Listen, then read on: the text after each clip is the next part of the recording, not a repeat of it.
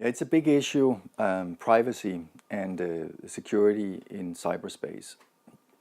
And when when we usually have conversations about privacy on the internet, then most people think about, oh, this is more targeted ads where we've all experienced how we kind of got surprised. How could they know that I'm looking for this, that, and the other?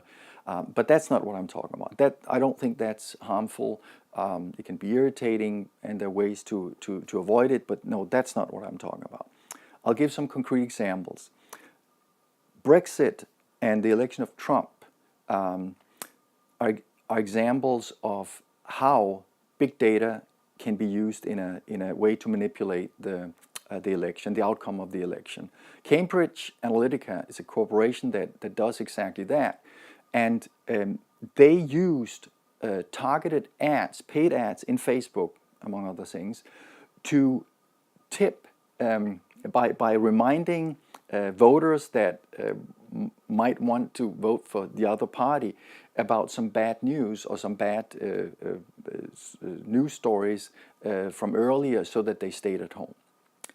So big data used for targeted elections is a big deal, I think.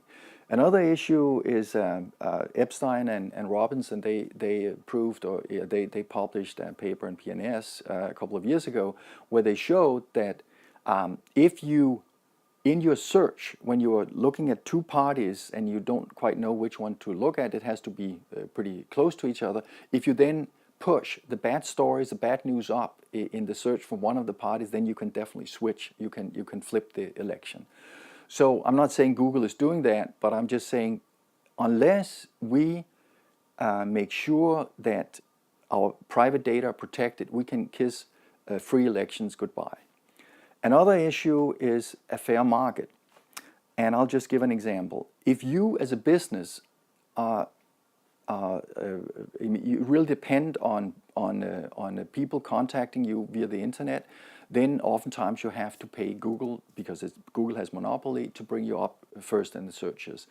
Now, when I talk to CEOs and to cyber experts in this area, I can give an example of Photo.com, and the CEO, she says that, look, I've paid Google exactly so much that I can, because Google knows exactly how much I can afford to pay. So I'm really not competing against my competitors. I'm giving all this revenue to this big shark in the tank. There's only one big shark in the tank, and that's Google. So if you do not take care, if you don't have rules so that you cannot just take your private data, you can kiss the fair market goodbye. Now, last thing I want to mention is that if you think about how much we know about each other if we collect all this big data, and then think about a dictatorship.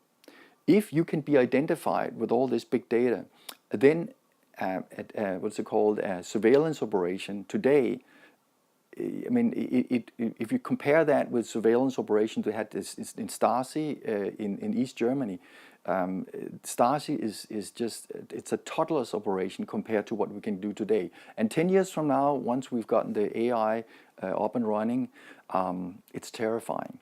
So if you don't care about, or if you care about not being ruled by a dictator, suppressed by a dictator, you better make sure that we get good privacy and security laws for cyberspace. Now, it doesn't need to be like that, because there are two fundamental principles that we can apply. If we make sure that all our activities online is done in a way so that we can't be identified, then the companies can still get our data. We can prove mathematically that we are who we are without they knowing who we are, and so that should be fine. The other big issue is that for vital activities, search engines, power and whatnot, I mean, all the vital things, we need to have open source. We need to have access to to the algorithm so that we can have a democratic oversight, so that we can ensure that these bad things doesn't happen, and then we can use all these beautiful and wonderful and smart technologies to the fullest without risking losing the farm in doing that. Now, the big issue is, I think, that neither the press nor our governments are really aware of these things, or at least many of them are not. And that's a big issue. I can just, well, if you look at the Danish press, there's very few people that has any clue how these new technologies could be used in a different way. And the same is true for the parliament. I've spent quite a bit of time talking to many people and surveying these issues. And I can just give an example here.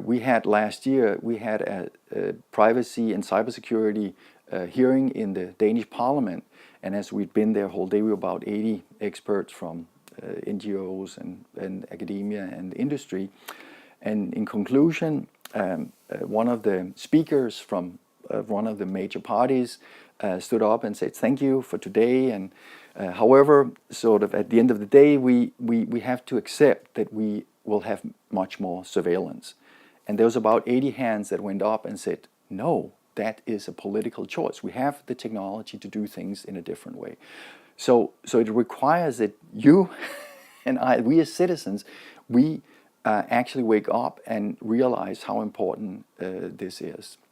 So yes, privacy and cybersecurity, these are big issues.